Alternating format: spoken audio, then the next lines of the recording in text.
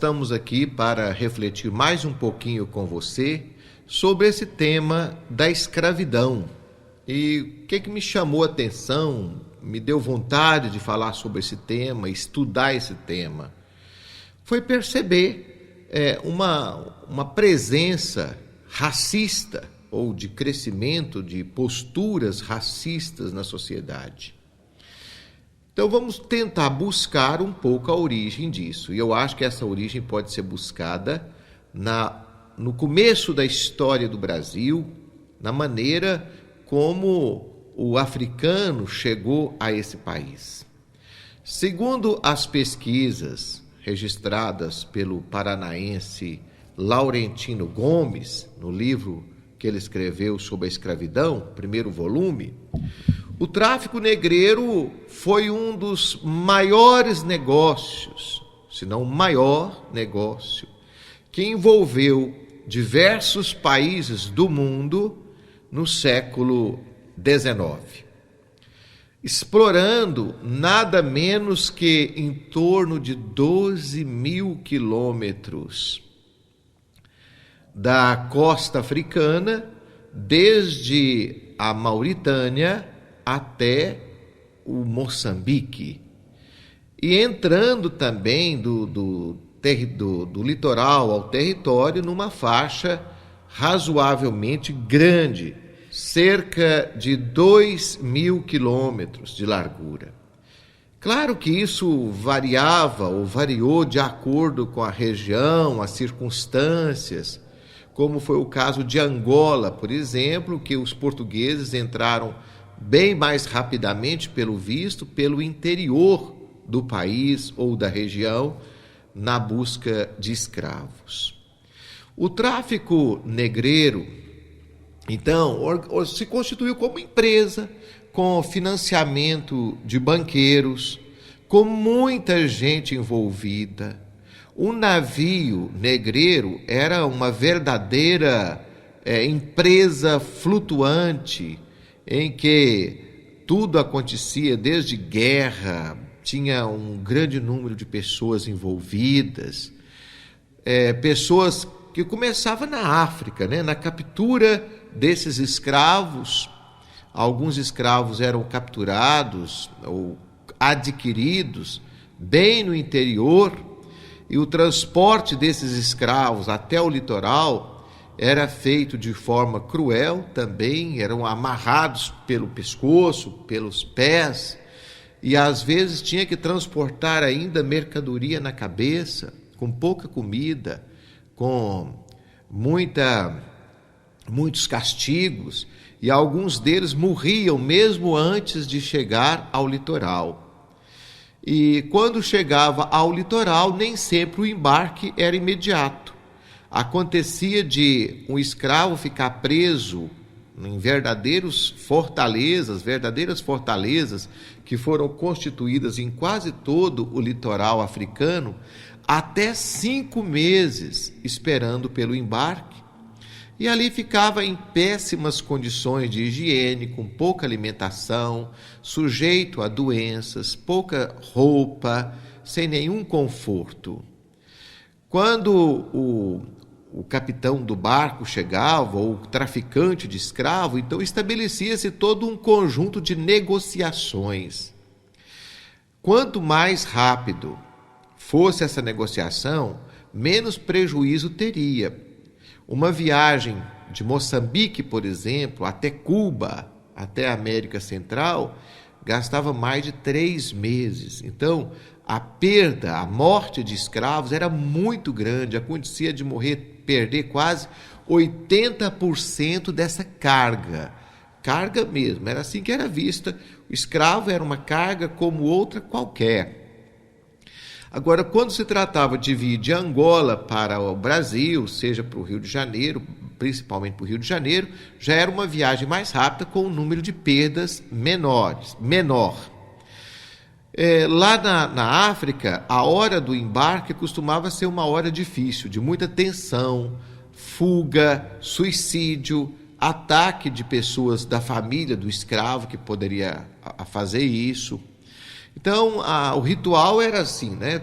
Uma vez arrematado aquele lote de escravo, de acordo com o interesse, e cada região, o escravo era visto de uma forma. Tinha a região, por exemplo, a região do Benin, da Nigéria, o escravo era considerado bom para mineração. O escravo que vinha de Angola era considerado mais dócil, melhor para o trabalho doméstico, para a agricultura. Outros eram considerados mais adequados para a pecuária. Então, o escravo não era visto dessa maneira. E ali, então, tinha um padre também encarregado de batizar o escravo. Esse batismo era feito de forma muito rápida, porque o escravo não entendia a língua. Alguns escravos nunca tinham visto um navio de perto, tinham medo do navio. Outros nunca tinham visto o mar de perto, tinha medo do mar e tinha medo dos portugueses. Tinha uma lenda que os portugueses eram canibais. Então, muitos escravos tinham medo também dos portugueses. Então, o padre batizava rapidamente o escravo e mudava o nome dele, dava para ele o nome de cristão, com um papelzinho com o nome dele. A partir daquele momento, ele tinha que adotar aquele nome cristão e era considerado batizado. E o padre também tinha um salário para poder fazer isso.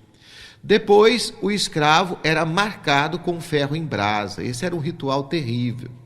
O escravo era imobilizado por diversos homens, até outros escravos, e esquentava-se um ferro em brasa, incandescente, preso numa haste de madeira, e colocava cera na parte do corpo do escravo, onde seria marcado, com um papel untado com óleo para que a carne do escravo não grudasse no ferro quente. Então ali o escravo era marcado e era uma dor lancinante, era coisa horrorosa. E não era só uma marca. Às vezes um único escravo, ele poderia receber 5 marcações no peito, nas costas e às vezes na testa. E quando ele fugia, se ele acontecia dele fugir, ele recebia ainda uma outra marca, que era a letra de um F, para dizer que ele era um escravo fujão. E depois, então, desse ritual macabro todo, o escravo era colocado nos navios. Quantos? Centenas. Dependia do tamanho do navio que pesava muitas toneladas, grandes navios. E o espaço do escravo era tão pequeno que às vezes era menor do que um caixão onde se enterra uma pessoa. O escravo tinha que ficar deitado, muitas vezes, no porão do navio, praticamente nu, né? As mulheres ficavam na parte da frente, mais próxima à tripulação, os homens ficavam mais atrás. E amarrado, pé direito com pé esquerdo, mão direita com mão esquerda, e ali mal ele podia se mexer. Claro que o ambiente era escuro, pouco ventilado, e quando chovia era muito pior, porque aí o escravo ele não podia sair para ver a luz do sol, por causa da chuva, ele tinha que ficar ali amontoado. E aí começam a aparecer as dificuldades, por exemplo, para fazer as necessidades fisiológicas, o escravo tinha que dirigir até um barril, um tonel, ali no navio, para poder fazer isso. Claro, mas todos amarrados um ao outro, aí você imagina a dificuldade que isso era. E por causa dessas imensas dificuldades, às vezes ele fazia as necessidades fisiológicas ali mesmo onde ele estava deitado. E aos poucos, o mau cheiro era insuportável. A gente tem relato que o navio negreiro, o mau cheiro dele podia ser percebido a quilômetros de distância.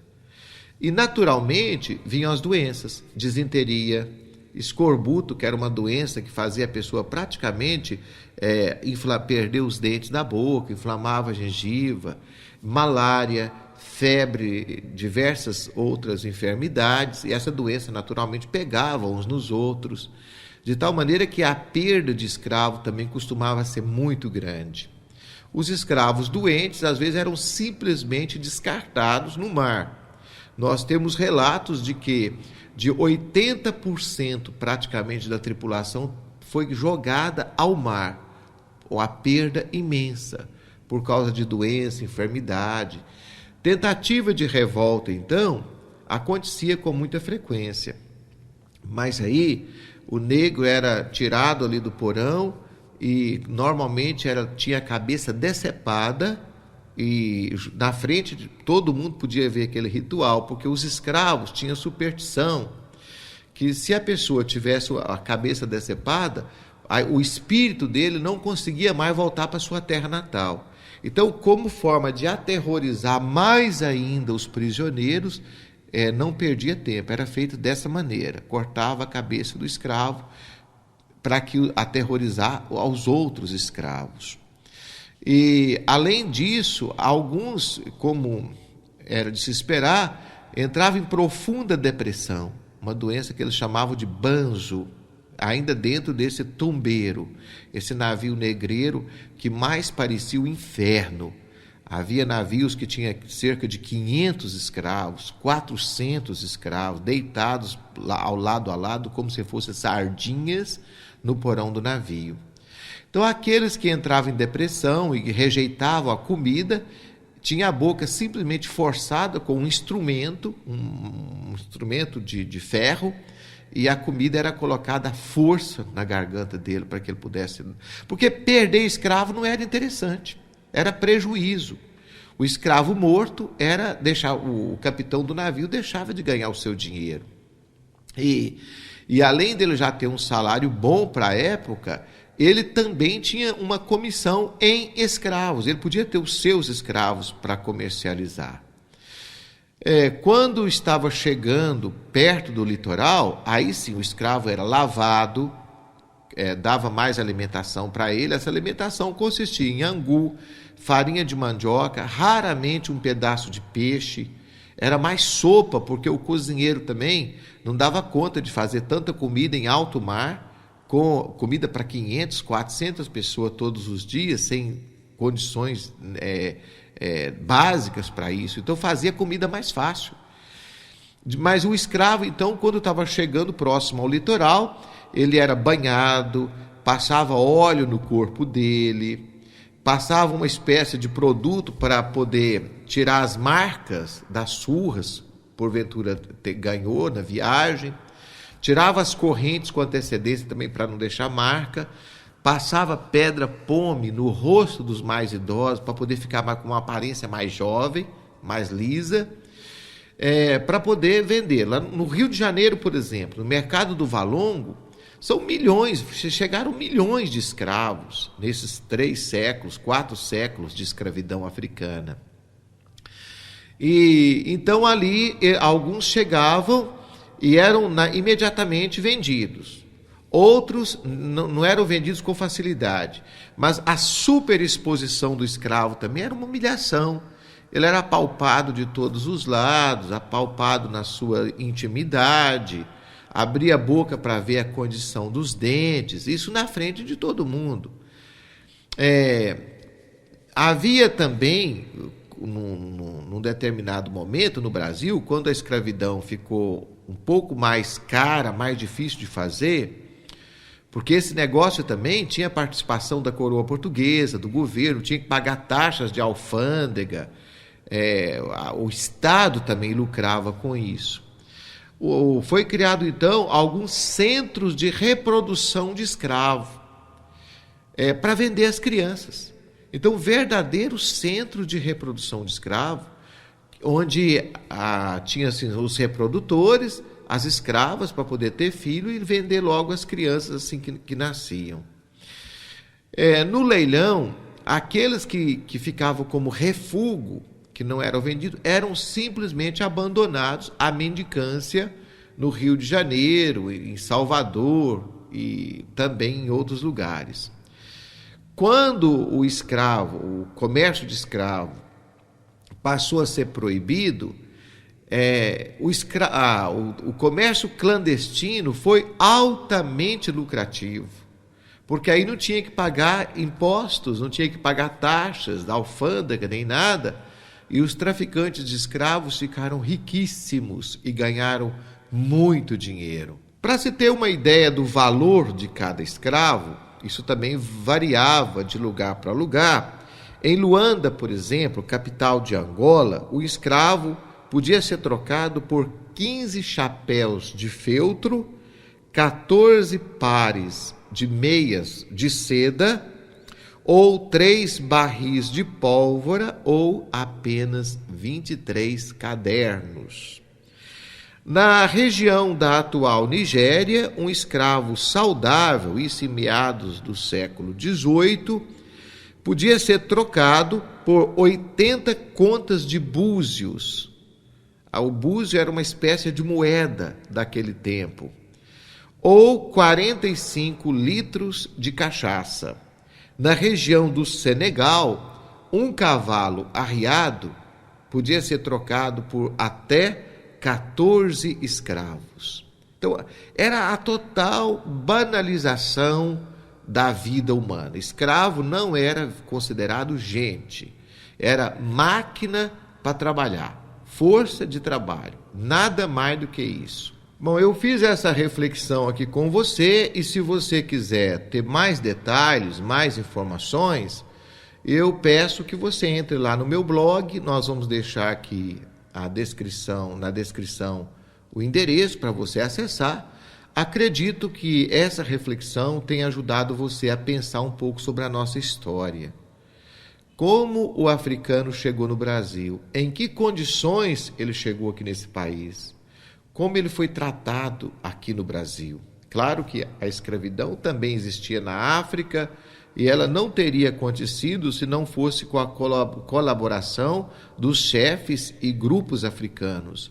Mas ela nunca ganhou uma proporção tão grande como ganhou com o comércio negreiro nesses 3 séculos e meio de história. Queria que você deixasse aqui também o seu comentário no nosso vídeo, fizesse a sua inscrição no nosso canal, se você ainda não é inscrito. Um grande abraço, fique com Deus.